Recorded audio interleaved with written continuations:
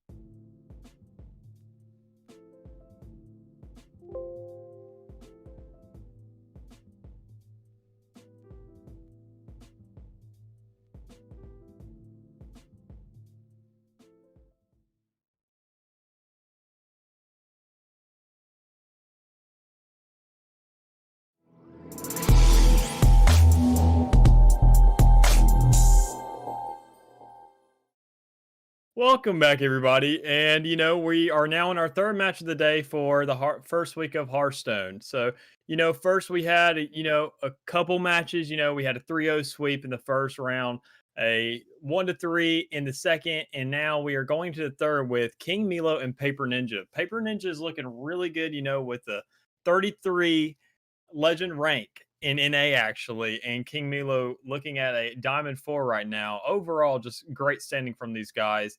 And today I am joined by old Wida over here. So how are you doing, man? I am doing just fine.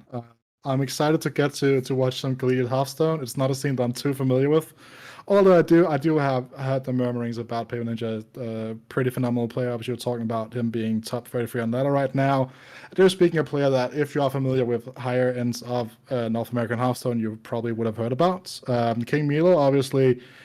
I don't know too much about, but again, these players are teammates, right? They are from the same university of coming out of Santa Cruz, so obviously they probably have prepared together, right? It is at the end of the day, that's probably why you would from the same universities. There's no real reason to not prepare together, even if you are facing against each other in the first week, because every amount of prep you can get in is going to help your overall, right? Because you want to help your teammates just do better. Gen 4. Well, just to go ahead and give a little refresher on the old matches that went down.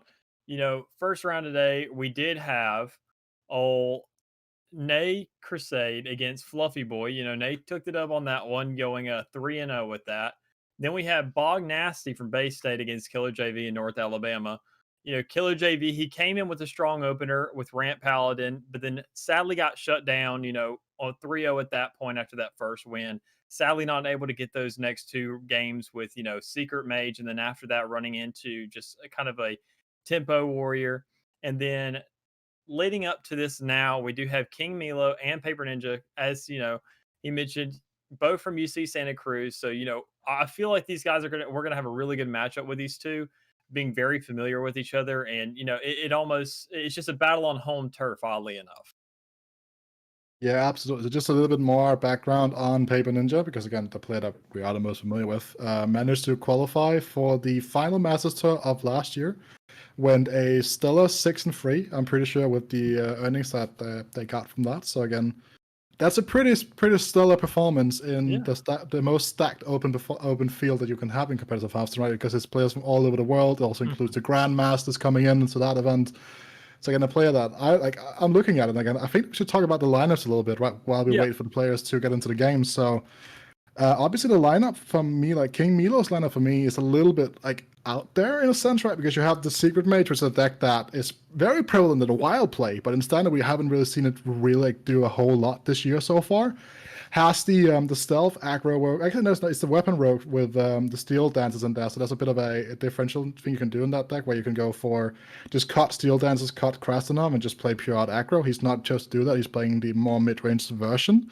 He has the Monsanto Priest, which is a you just own the only minion in the solution. You just try to draw it out and just ruin your opponent's day. And he's playing pure Paladin, and that's to me it's a lineup that I have no real precedence for. Just so that lineup is so out there. Yeah, I can completely agree with you in a pure paladin standpoint. I personally use that deck to climb ladder, and I feel completely scummy for it personally. But I mean, it made easy wins all in all. But also discussing that mage, like you said, he may have flame ward and fireball, but with the lack of flame spells, the deck seems to burn through itself pretty quickly. Pun intended. But all in all, it doesn't seem to have the exact standing, and as you said, in Wild, it does seem to perform pretty well with those Sleep Depressed expansions, elaborating on it and giving more access and avenues to sit there and kind of capitalize those synergies. But with how the current standard format's working, it just doesn't seem like there's enough options to utilize it, enough win conditions for the deck. But Rogue and Priest is seeming pretty standard here from what I can see on my. Yeah, so let's talk about the matchup we have at hand right now, right? Because we're talking about this pure Paladin deck going into the Control Priest. So obviously right now, Paperninja is getting valuable information about the fact that which cards you can expect on there. Goes for the Goody Two Shields being the most efficient minion in terms of setting up trades in the future. Obviously also, yes, Aldo True Seeker is a 5/6, but the thing is worth noting that Paperninja at the moment will not have any access to to any Librams, right? That is something that's worth noting as well. But obviously, right now, Paperninja, he has the Insight corrupted, so can start to go for that and get that cheat out reduction. Could also take a value trade and hold Nova, if that's going to be what is going to be the important thing to go for here for them. But it's one of those turns when you are playing this Highlander Priest where just like, I have a lot of really awkward plays, but my plays aren't fantastic. And again, you have to navigate these turns correctly to really get the maximum amount of value out of this deck, because it's a weird deck to pilot. It really is, and it has really poor statistics overall on ladder when you look at it. But that's just because like a lot of the people that pilot it are just not that skilled at the deck. However, again, obviously a deck that's a lot more straightforward is the deck that KingMeelo is playing, and again, I think that's something that's worth noting, that if you just want to play straight up mid-range decks, just go for it, because again, they're fairly straightforward to navigate, and they don't play themselves. That's not what I'm saying. They are just very efficient decks to play and can definitely just punish decks like this Priest that we are seeing here from Paperninja. Yeah, and I completely agree with you on all that. You got, with pure Paladin, there's so much efficiency and there's so many threats to put on the board to constantly keep that pressure, if you get the right draws right off the bat. But with these Priest decks, there's so much kind of mind power behind them, because there's so many resources to play with, so many discoveries and things that you have to work with in order to, play the battlefield to your favor. So if you're not a skilled player or a seasoned player at that, those decisions are much harder to make. And by the time you sit there and get around to the end of your turn, that rope's already burning down. Yeah, absolutely. So again, just to kind of lay out the foundations, what people should be expecting in this matchup specifically. It is a matchup that is almost 50-50. It is slightly Paladin favored by like 1 or 2%, but it's not to the point where it's like if you're a Priest player, you cannot win this matchup, right? Again, it really comes down to the amount of pressure that the Paladin player can come up with. You're looking at double Libram of open hand plus a Blessing of Authority. So granted, there isn't going to be no massive single target removal coming out of Paperninja. KingMeelo here will be able to just completely manifestate themselves onto this board and just really do a bit of a job here. I'm looking at this ordering here, and I'm trying to figure out whether or not this was intentional. I'm trying to figure out where we're going with this play.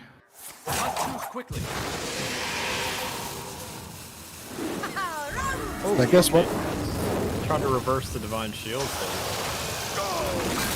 Yeah, so it ensures that your Goody 2 shield survives and you get rid of another part of the play. But again, you're still leaving up this minion here, and we can see here that KingMeelo is going to be playing a big part in just taking value trading it.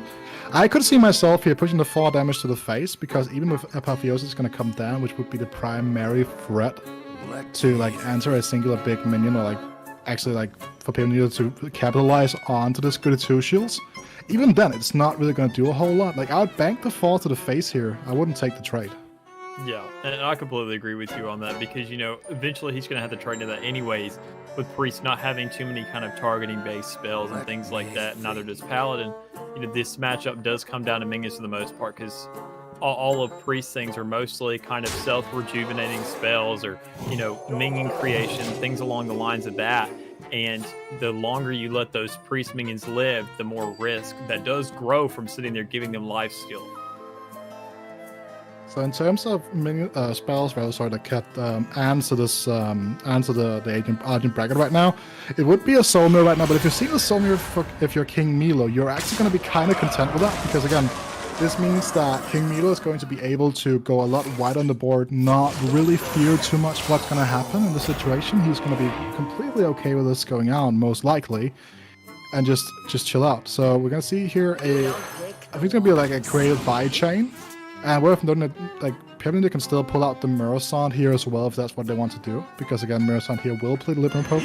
You will get the healing, you will get the A8 as well, so you're able to mirror the board. Obviously, it doesn't get the perfect spot here, it would have been their own face, but again, obviously, you cannot really get everything you want, so again, sort of fine. Interesting to see right now whether or not Paperninja has to read that they need to trade him. I think that is what's going to happen. Again, good recognition, because obviously, if there's a single way of pinging off this Divine Shield, then it's just a free trade.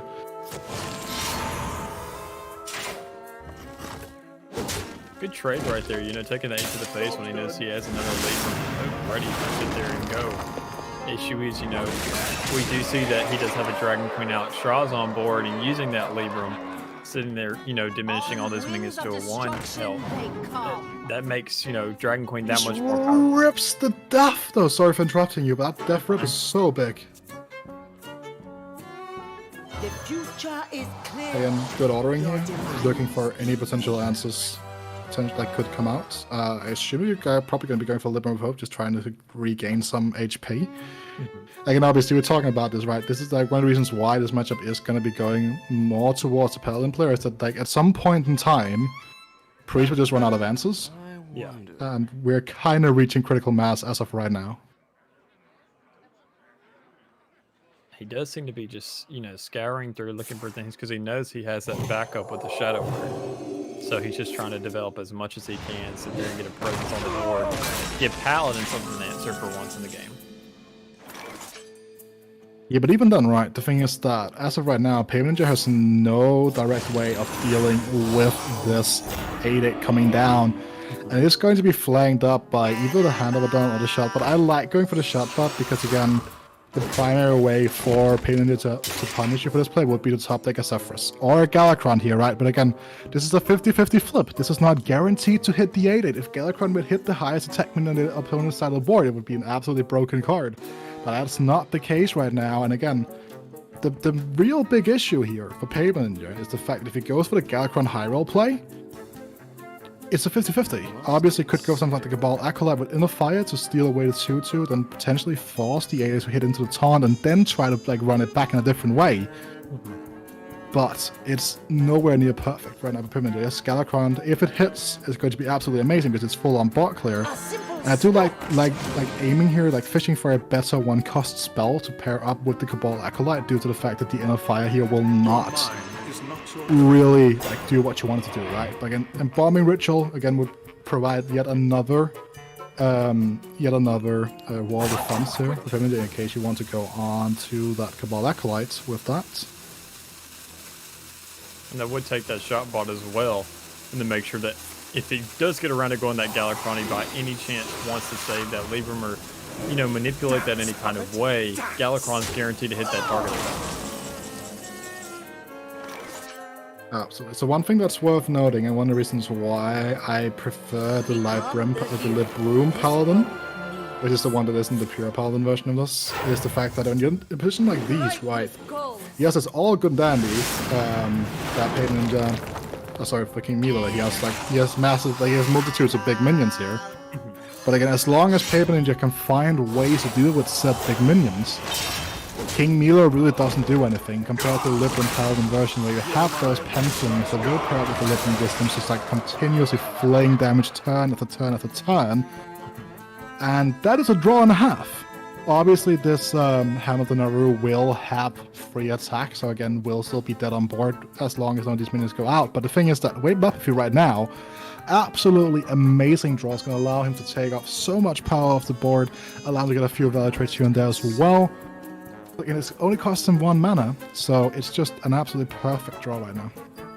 Yeah, and I completely agree with that, you know, and it opens up a lot more avenues for him to kind of breed during this turn, give him a chance to think, you know, not exactly utilizing it for those trades, so he may not see the Wave of Apathy just yet. He's probably going to hold on to that for a little bit, but he's probably, at this point, I don't know if there's too many kind of big threats on the board that he can actually look out for. You know, you do have, you know, a refresh of hands and then, you know, ways to generate those cards and get those Librams back. But as of right now, he's just trying to sit on it and wait for that Wave of Apathy to have a little bit more momentum to it. I was just about to say, we were talking about the big threats, that Lady Lyat would be that one that he would be looking for specifically. It just comes flying off the top, you know, and again, it's just a perfect way of reloading here. Again, good seems in getting back the Hand of a Down and getting back the Libram of Wisdom. And now, Paperninja is going to be struggling because he knows there's a Blessing of Authority, there's 2 copies of Libram of Hope in the hand. Like, he knows there's just too much to deal with, in all honesty, right? Like, there's just way too much pressure here. I don't even know if you can scam this out with Cephalic Veilweaver. Yes, you can try with the Inner Fire and just say, you know what, I have this, I'm going to go for it. But, let's see. Is it like the scam trade needs to start here, and the question is, does it do that? Penance is a good place to start. It does give you a little bit more HP to work with. It does give you another spell, as long as Paperninja has enough mana here to utilize this way rapidly to somewhat guarantee they will be staying alive, it's in an okay position, but even then, right now, this is nowhere near as good as it could be. Yeah, there's just the likelihood of him getting something to keep him alive in that situation was just way too low. You know, you do have Galakron's Wit, which generates a random priest card, but the odds of getting something to heal him were just way too low. And then that Wave of Apathy, it didn't sit there. It wouldn't have done enough, especially having a weapon in hand. It doesn't mitigate the attack of that. So he kind of had guaranteed lethal regardless of however he approached that. Yeah, I mean, it's not necessarily guaranteed. I guess it was been because of the weapon with the hammer, right? But again, obviously, even then, just the endless onslaught of oversized minions coming down for like way too low mana cost with the Librams being recycled back into the hand. But again, I think that if you're a Paperninja right now, it's not like you're overly worried about like losing that matchup. Obviously, would like to win it because again, it's a bit of a flipping matchup. But it's not like you're going to be like, damn, I did not like. I didn't feel like winning this matchup. This matchup, however, now is a matchup that is also fairly bad for the priest, and I think that's the line of thinking that has come out when you're looking at the lineup from KingMeelo is that very much like a man of my own heart. Say, you know what, I do not like priest, so let's just kill it over and over and over again. And I think that's like one of the few like really good reasons to play this Secret Mage, just the fact that it can actually potentially just kill the priest. Mm-hmm. But, you know, it is interesting that we're seeing a Highlander priest. You know, I know that it's dominant in the meta a lot. It's been, you know, very prominent over time. But recently, you know, I personally, you know, within the diamond ranks, I haven't seen too much Highlander decks just overall. I feel like after Dragon Queen Alexstrasza got her nerf a while back, and after the whole kind of, you know, Zephrys is still prominent, but everything just doesn't feel to be as strong as it used to be. So it's very interesting to see him running this matchup against a Secret Mage. Well, I do have something for you. I commentated a European Hearthstone tournament, an invitational, 2 weeks ago, and there were 32 players. 16 of them brought Highlander Priest. Yes, and during last weekend I also did a tournament. We saw a load of Highlander Priest. It's just one of those decks that when you go up to the higher brackets of skill play, it just tends to be all over. You see a lot of it in the upper echelons of Legend as well. When you start moving into those top 50 areas, top 100, those types of areas, you'll see a lot of people be bringing out those Highlander Priest decks because, again, they just play out so interestingly. Talking about interesting situations here, Paperninja just going to be standing to the face, trying to figure out which secret is. Now, this way around, he at least guarantees that there's not going to be the rigged fair game going off. And again, rigged fair game against priests specifically is so important, because the thing is that if you get down on the board early, it's going to be so hard for the priest to actually deal any damage to your face, because again, with a lot of the changes to a lot of the priest spells when we went into this current year of Standard, they no longer have access to any direct damage here. Getting the Janda's Barrow, however, from that Metal Azul is going to be pretty massive. Yeah, that's a lot of value in one card right there. And, you know, I think it plays right back what you were saying about, you know, seeing it in those tournaments for the Europeans and things like that. It goes right back to those guys, you know, in high legends. They all have the game sense at this point, so they're not afraid to play these kind of complicated decks, things that require a lot of decision making, making their job a lot easier compared to some other people who may not have the game sense or the knowledge to know what things can generate and how things can chain up with each other as efficiently. Yes, again, so obviously for those who are not familiar with Highlander Priest, essentially it's just a control deck, which relies on playing one copy of every, they can really run one copy of each card, but then they have the Zephyrus to bail them out. Zephyrus again will be generating it's kind of like a genie, right? Just you have 3 wishes, but you only get a grant of one of them, right? And I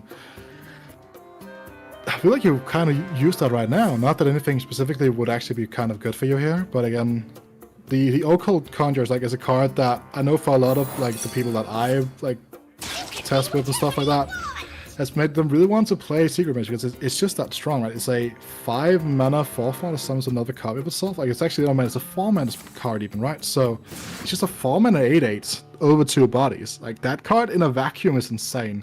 And another thing that I wanted to note, a bit of a tech in KingMeelo's deck here actually, is the fact that he is running Costume Entertainer as a 2-off.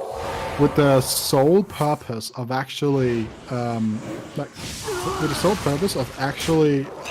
buffing these Occult Conjurers just to make them better and bigger, right? Because the battle cry is summon an exact copy of it. It's not summon another occult conjurer. So that is it's a really interesting thing that you can do with that card that we haven't really had the support in standard to just like enjoy doing yet.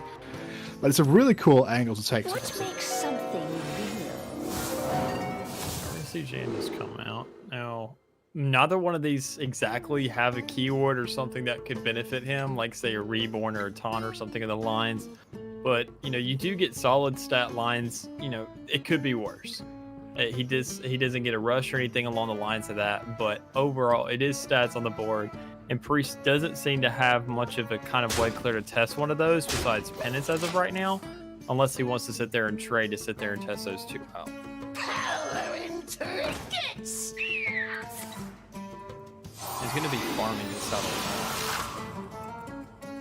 He's going to try at least, right? Yeah. That's the thing. Yeah, Veilweaver is just such a huge card. If you can let it stick, and especially sit there and get a couple buffs on it and let it live long enough, that thing becomes a huge threat.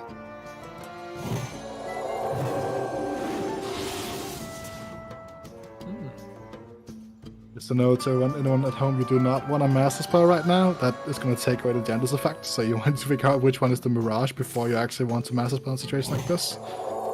In case it ever becomes relevant, right? Because as of right now, it's really not relevant, but again, it could be in a different matchup, right? So I just rip some power with shields, which is actually kind of nice, right? Because it's going to allow him to have a much more durable board, much easier for him. Again, power with feats is another massive one.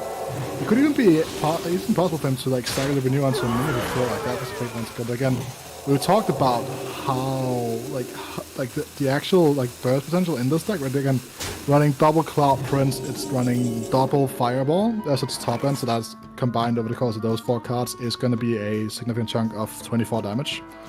But again, things are like another mage deck that's kind of made it back into the meta right now. It's been like a variant of like old school tempo burn mage that runs like all of the spell damage cards and just runs a lot of the direct damage spells.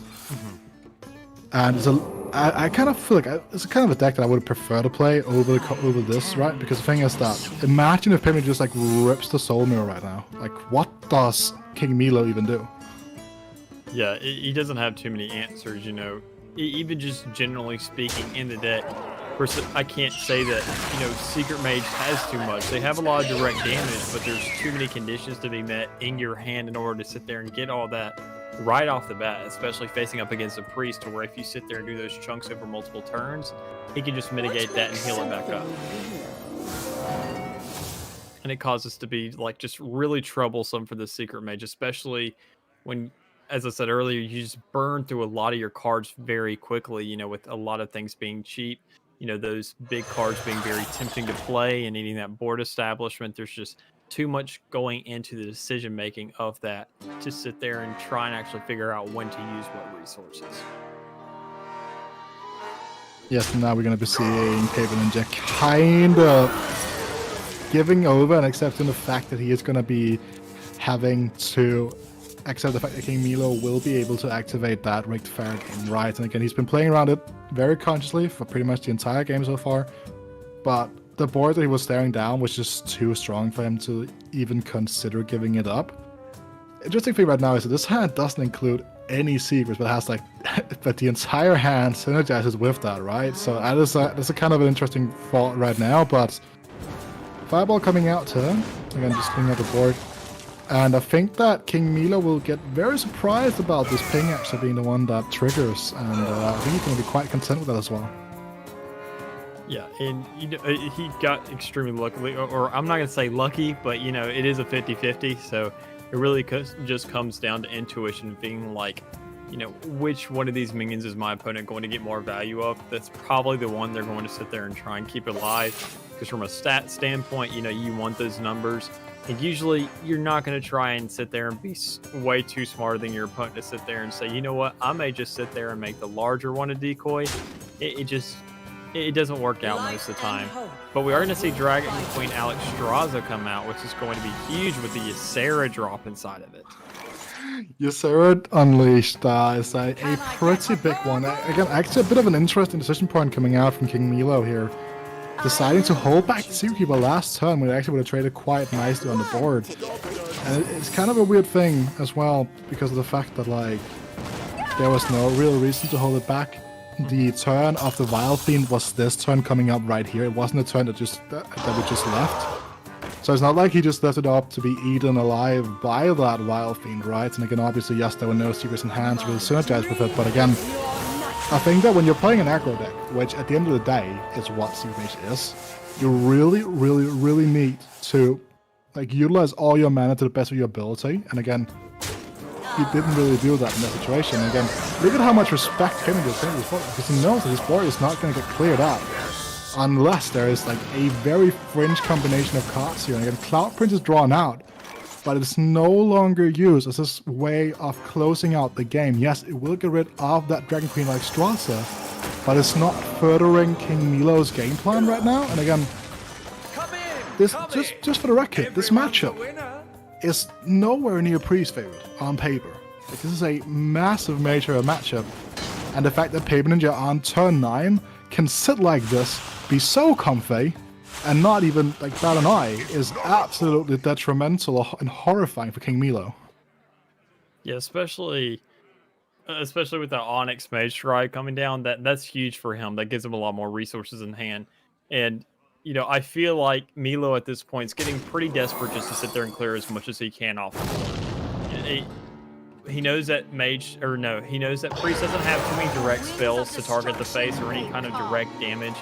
So he's going to sit there and try it as much as possible, really just delaying the inevitable at this point, it feels like, with him not having much in hand to deal with. Meanwhile, you know, Priest is just going to sit here and try and draw at his deck as much as possible, establish a board, and still capitalizing on the fact he used Galakrond last turn to go ahead and pop Dragon Hoof this one. Like this right, because now he's going to give the domination down here. And it's not quite lethal as of right now, but again, it's going to be quite hard for KingMeelo to do anything with this board. Again, obviously, double Black Mage can do quite disgusting things to board, but the thing is that as of right now, even double Black Mage came to the hand right here, sorry. But against the KingMeelo, he's just gonna give it up right there, and again, I think that's totally fair. Again, obviously, sometimes the draw just doesn't pan out. I think that Paperninja can navigate the matchup quite well. But now I feel like we have to Priest out of the way, at least on the side of Paperninja. We're going to be seeing a very different series now, right? Because again, the game plan that KingMeelo was aiming for is sort of out the window right now. Again, obviously aiming towards having good Priest matchups, and that just didn't really happen here. So, and that's the thing, right? Again, like when you play these hard target lineups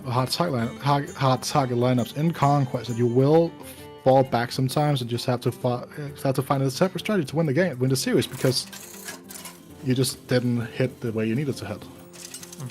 Ooh, now we're seeing a Road Mirror matchup here. Versus Valera. Rogue Mirrors they're weird. Yeah. And so the thing is that's worth noting here is that, is this an exact copy? I think it is. I think it's like the exact same 30. So generally speaking, Rogue Mirrors, you want to be on the coin. I'm not fully familiar with the specific build of Rogue. I play Will Kick Rogue myself, or just a different take on the weapon Rogue, like this is the pure straight up aggro Rogue. But I would much rather have the hand of Pippin just looking at right now. Double Sharpening Sword. You only really need one, right? But then you have the Steel Dancer, you have the payoff cards, Janda's Barrow as well. But now the question beckons, do you coin out a triple S? And I think the answer as of right now is yes. Yeah, he's going to sit there and try and get that Steel Dancer down as quick as possible with the Self-Sharpening Sword. You know, he knows that he has more cards in hand. He's going to take advantage of that and try and go ahead and snowball that weapon effect. Because even if he gets one Self-Sharpening Sword all the way down, you know, whittles it out and gets max damage out of it onto KingMeelo, he still has a backup, and he still has plenty of time to get that Steel Dancer down, and he can buy as much time as he wants with that South Sea, being able to get a quick trade or going face with it.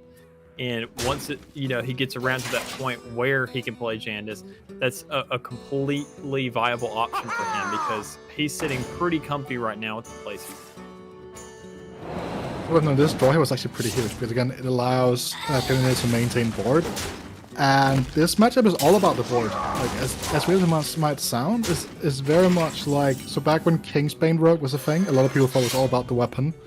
It's actually kind of about the board, but obviously the board here will be kind of easily dealt with. And again, just like that, we're going to be seeing KingMeelo having the bigger and better triple S, and obviously we'll have a much better payout next turn with the 5 drops. But the question is this going to be insurmountable here for payment for like Meelo, right? With the double photo coming down right now, and that's a bit of a grim one. You would really want it to battle cry right there, but you're not going to get it. And now it's going to come right back at you here. I actually would have preferred to see the Jandis, I think, over the Steel Dancer, even with the top deck after walking Infiltrator. Oh, good draw here. Meelo with the Steel Dancer. I think what he was planning is, like, you know, going ahead and getting that self-sharpening sword down. He knew Meelo was going to throw out his Steel Dancer if he had it, so I think he threw it down as a guarantee, hoping that that minion that came out didn't have stealth to trade the 2/1 and the 3/3 into if need be, and switching out those Steel Dancers. But already, you know, feeling like he has more of a hand advantage, not thinking that Meelo has Jandis. But, you know, Meelo got a really good pull right there with that Steel Dancer. It definitely did, but the thing is that I would much rather have had 2 5 drops than 1 5 drop. And yes, the walk Infiltrator would fit out the curve quite nicely, but then let's just wind it back a bit. Like, you're going to be floating mana regardless on this turn now, right? Because you're playing the 5 drop without anything on turn 6 if you're KingMeelo. And I can understand why Paperninja right now will be looking at these trades and think they're quite awkward, because they really are. But obviously, Jando's Barrow here could come down and just, you know, clean everything up.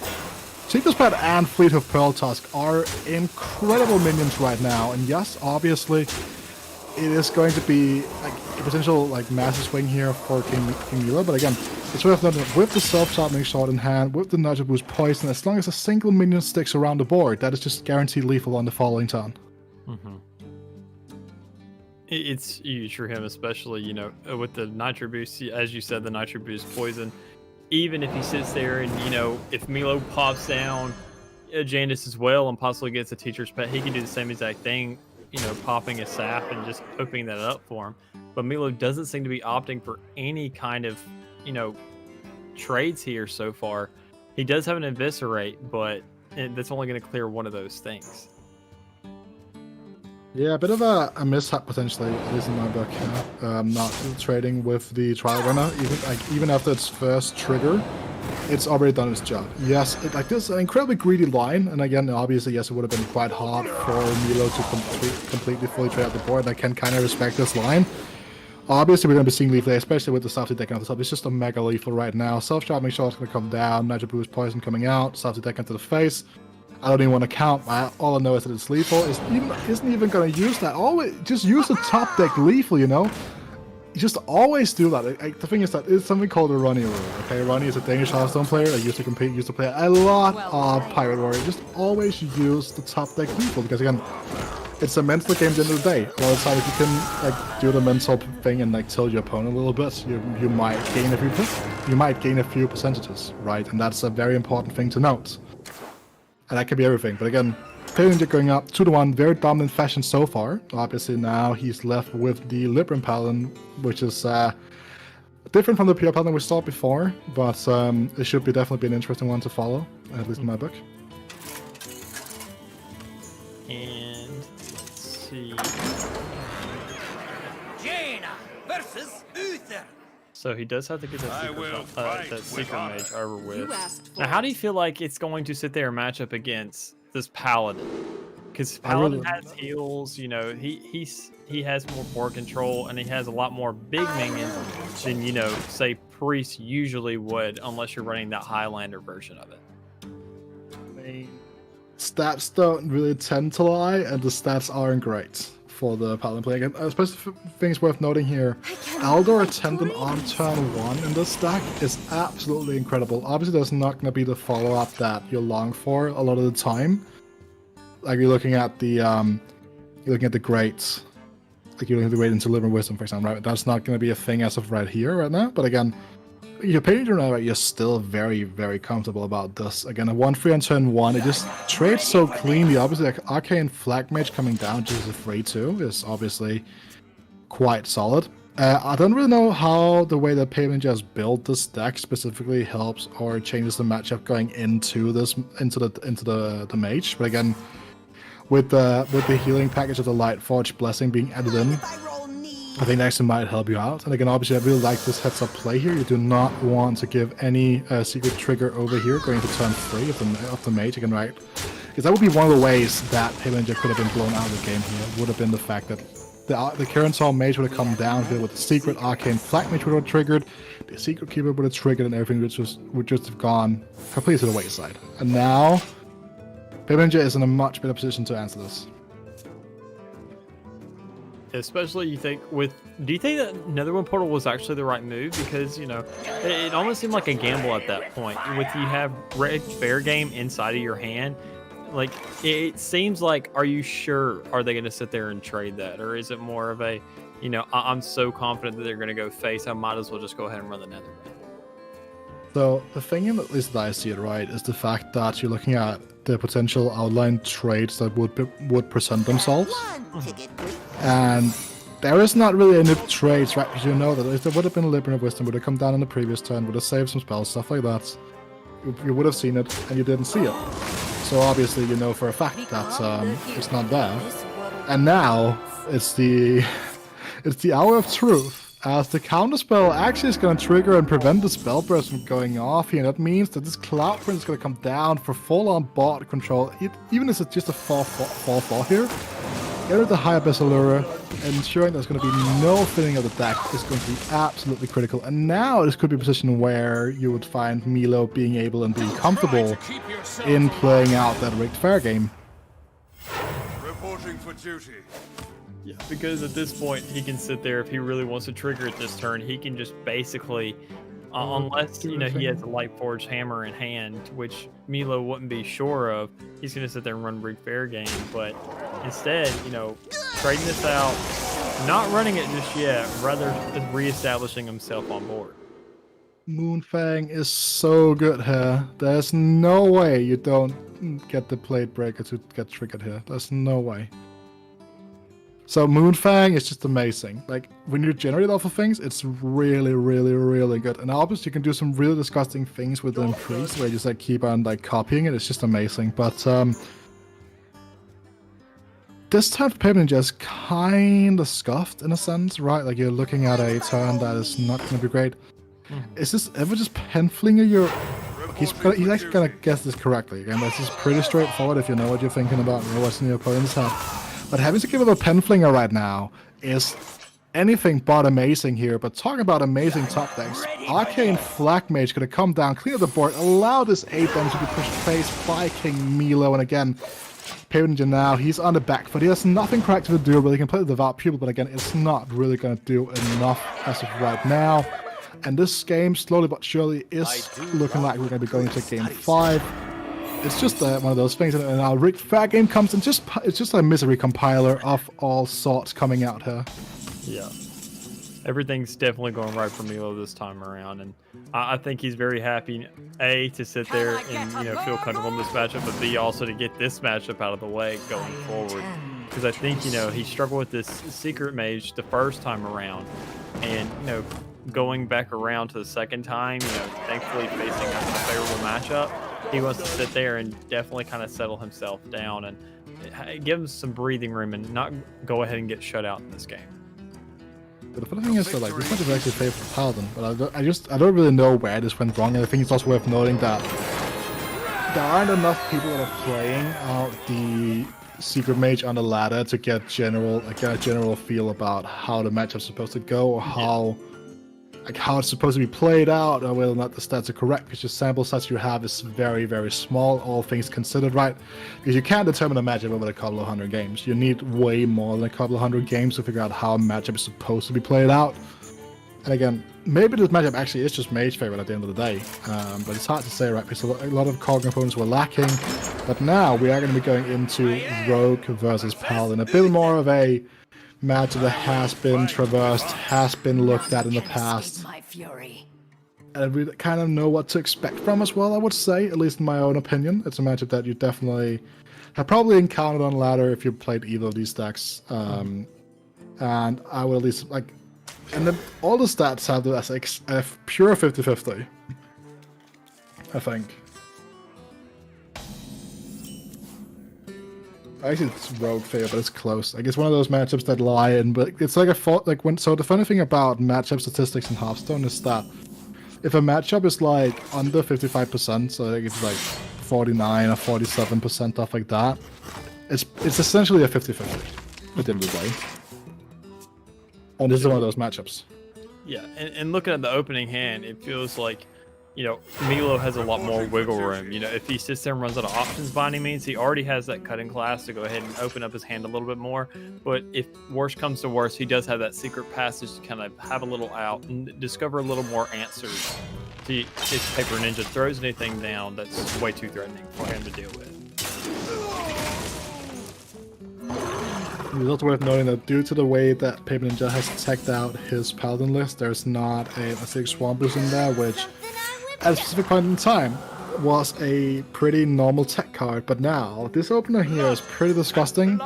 I'm interested to see whether or not we're going to be seeing Meelo face tank the free one, or whether they just want to send everything to the Fate. And you know what? He doesn't care. He's sending everything upstairs. He just wants to end this game as quick as possible. Doesn't want to give any time over to the Paladin so that they can stabilize themselves in the game. And again, it's a move that I can respect. I feel like if you just give the Paladin time to stabilize with the taunts, with all the Liberals of Hope, stuff like that, you're just gonna get at the bottom of the stick. So definitely a respectable choice coming out right now. And again, Paperninja here, very nice cycle turn, be able to cycle through both his Salus Prides over the course of a single turn here. Ensure that the draw velocity of his deck right now is going to be absolutely incredible. And again, now he just has consistently good draws. Yeah, and you know, he's probably going to be looking at, you know, if he doesn't pull Steel Dancer by any means, he's probably going to be most likely looking at Jandis here, because, you know, Paladin doesn't have any options left. He has 0 mana remaining this turn. Not much he can really do without utilizing that coin and, you know, doing something with it, but that still leaves a Pinflinger on the board, which, you know, in the long scheme of things, you can really manipulate those things to annoy the living stew out of your opponents. So I'm really interested to see what Meelo does here, whether he, you know, sees the Pinflinger kind of as a soft taunt, or if he just wants to sit there and keep on, you know, chugging away at the board and trying to get Paladin's face further down. Those are premium 5s. The Crusader is so good, right? Because essentially it does the same thing twice, where you have to get through the shield and you can ping it off. Liberal of Justice, however, is a significantly good draw as well. Issue is that you're not able to trade with the Penflinger. Mm-hmm. And also, a thing worth noting here, Spell Burst, which is the overall keyword that, you know, Penflinger uses, for example, is a thing where it triggers after the spell has taken effect. So if Paperninja was to use the Wild Pyromancer here, he would not be able to get the Penflinger back to hand. No. Which means he does have a couple of cheap spells here, but to sit there and actually get them to be useful, you know, with that twin spell right there, he would need an actual kind of established minion on board, and that would just cost too much mana for him with only having 5 right now, and he won't be able to get those rotations out with the ping flingers on the same turn. Did I miss something in the interaction world? Or am I just stupid? Oh, wait. Oh, sorry. Yeah, actually, I'm stupid here. That is on me, actually. Against pretty much any other spell, this would have been worked out the correct way. But I think that Wild Pyromancer is also is on the same trigger. Yeah, so Wild Pyromancer says after and not whenever. So that is it happens with the same trigger, meaning that the Penflingers get back into hand. But still, that's kind of flying at the top here. The Black Knight. Not really what you want to see right now. Yeah, not the best, you know, stat line, but still nonetheless, the 4 or 5, it's something else. He's just trying to, you know, scare Paperninja right now into a place where once he does sit there and possibly get 8-8 on board, he wants to possibly have an immediate answer to it, or choke him out before he even gets a chance to let I'm going to throw the book at you. And Aldor's going to slow Meelo down for sure, especially cheapening up all those Librams that he has in his deck and the 2 that are in his hand currently. Absolutely. Greyheart Sage got an amazing card in this deck. One of the main engines and one of the main reasons why this deck is actually playable is due to the fact that that card exists, right? It's just incredible. It does whatever you want. Like, it just draws out so effectively. You play it with love with your early game package. And talking about early game package, Nitro Boost Poison, the main reason why these type of decks have just been taking the top spots of the ladder at the moment, it's just such an effective spell, right? Because essentially it's a 1-mana deal 4 and it's potential to stick around to even more. So it's just so goddamn good. And we're talking about how good Paperninja was looking at the end of the game number 3 with the priest took the win and stuff like that. But unless there's a play that I'm not seeing, which I very well could be, it's looking kind of grim here for our pre-favorite. Which the most he could have really done there was, running what he did the other turn, sitting there trying to sit there and get that flame burst off, getting the life steal, just getting as much kind of rejuvenation back onto his hero as he can. But that seemed like the only kind of out he had in that situation. That doesn't seem as if he has another one at this point. He could sit there and go, get a Libram, then a Consecrate, but he doesn't have a Consecrate in hand, and even then that would be too much mana for him. There's just if with the Libram discount, it could have happened, but it would have been his whole turn, and Meelo would have just followed up with the self-sharpening sword once again, just making himself more powerful. Well, worth noting that KingMeelo doesn't run Consecrations attack. It's a card that you will only see in the pure Paladin versions of the Paladin deck. Card is simply not good enough to be played in the Libram versions, in the actual quote-unquote good versions of the deck. But again, obviously, we saw 5 games of Hearthstone, something that we haven't seen all day, right? We had a quick 3-0 and a quick 3-1. Now we just take the full plate with a quick 3 and I would say quick 3 and 2. It's under an hour. That's pretty speedy 3 and 2. Yeah.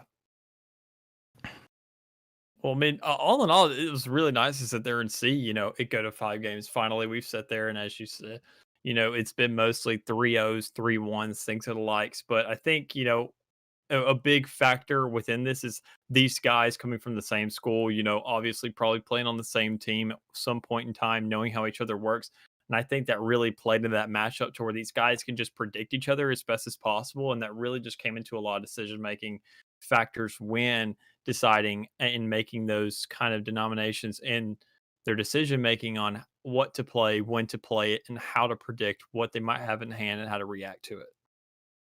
Yeah, obviously, when you are in practice groups with other people, you, generally speaking, tend to get a pretty good grip about how to read the players and how they tend to play. Obviously, because every player has a distinct play pattern and their preferences around holding stuff back. And it's just one of those things where it sometimes can work out in an event where you wouldn't necessarily feel like. Again, obviously, going to this, I wouldn't have been surprised that if you told me that Paperninja was going to lose this, right? Because again, one of the best ladder players in the game at the moment, top 40 on ladder, amazing player overall, and obviously, I mean, KingMeelo just came in here and just took it home.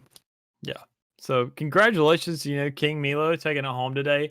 All these players will have another chance to come back in week 2. It's just a round robin. It's regular season at this point. All these guys are going to be, going in a rotation, facing off against each other, and trying to increase their record overall. So Paperninja isn't out of it totally yet. He has, a whole bunch of other people to sit there and try and conquer. But, none of this would be, even possible overall if it weren't for, some of our partners that we got. One of them being Meta. Meta Pro Gaming is a full-service esports management, developmental, and consulting company. They provide coaching, college esports management, arena design, and equipment. You can visit them at metroprogaming.gg to learn more, and Respawn. And, their products are forged for all-day comfort for content creators, professional and casual players, or anyone looking up to upgrade their setup. Respawn has been battle-tested and achieves a level of comfort that leaves competitors in the dust. Live to play another day with Respawn, your battle-ready partner. Now, with everything being said and done for the most part, thank you for joining us overall. You have an awesome resume coming into this. I was shocked to sit there and, meet you, and I feel honored to sit here and, be absolutely, man. I think that just, being able to be in all aspects of competitive Hearthstone is fantastic, right? I think that's just something that is fantastic because again, I have been around the block, but collegiate Hearthstone is something that I have not touched, right? That's the thing that's worth noting, right? And I think it's just great because at the end of the day, next thing you know, a player that you're not you haven't familiarized yourself with because another part of the traditional circuit just comes into a Masters tour and just does incredibly well, right? And then you again if you're able to like keep up with as many circuits as possible, like you just have just more well posed, well positioned to do like again talk good things about them. And I'm trying to talk really good English right now, but it's 4 a.m. for me right now. It's an absolute slog for me.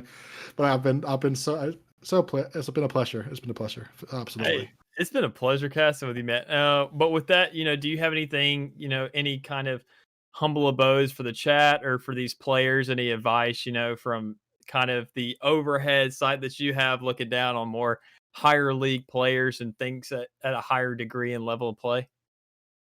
Not really. Like the best thing you can do, honestly, is just like keep going at it. Right, like that's the thing. Whether it's casting, whether it's playing, whether it's management, whatever. Like just keep going at it because at the end of the day, you never know how far away you are from actually just like breaking the wall. Right, whether that's hitting top 1,000 legend, just hitting legend in general, hitting diamond 5, whatever it is. Like you just gotta push through at the end of the day. Right, again, educate yourself on everything you can educate yourself upon, whether it's in game, out of game, whatever. There's so many different things and so many different aspects that plays into that. And I just think that like, once you find the perfect cocktail, things just gonna mash perfectly well.